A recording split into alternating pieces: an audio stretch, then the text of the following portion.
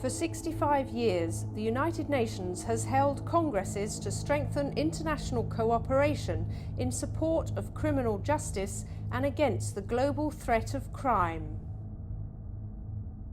The first Congress, held in Geneva in 1955, adopted the standard minimum rules for the treatment of prisoners.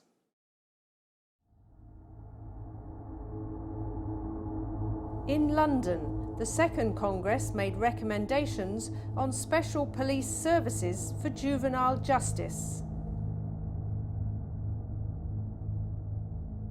Prevention of criminality was the main theme of the Third Congress in Stockholm. In 1970, the Fourth Congress was held in Japan. The Congress in Kyoto was the first to hold preparatory meetings and the first to adopt a declaration. The 1975 Congress discussed organised crime and made recommendations on protecting people from torture and other cruel or degrading treatment or punishment. The Sixth Congress called for the development of alternatives to imprisonment and was the first Congress to address the specific needs of women prisoners. The Seventh Congress adopted the Milan Plan of Action, which drew attention to crime as a global concern, hampering economic and social development and threatening human rights and security.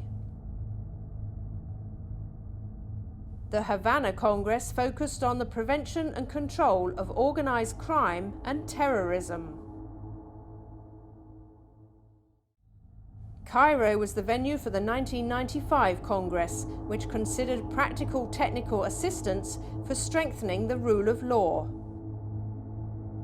The Vienna Congress welcomed the new millennium by highlighting the crime and justice challenges of the 21st century.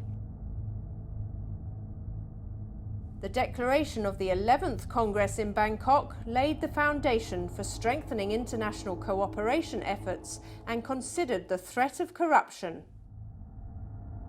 The 12th Congress emphasized criminal justice reform and explored ways of preventing and controlling emerging forms of crime worldwide, such as cybercrime. The 13th Congress was hosted by the government of Qatar. The Congress adopted the Doha Declaration, which focuses on links between security, justice and the rule of law, and the attainment of a better, more equitable world.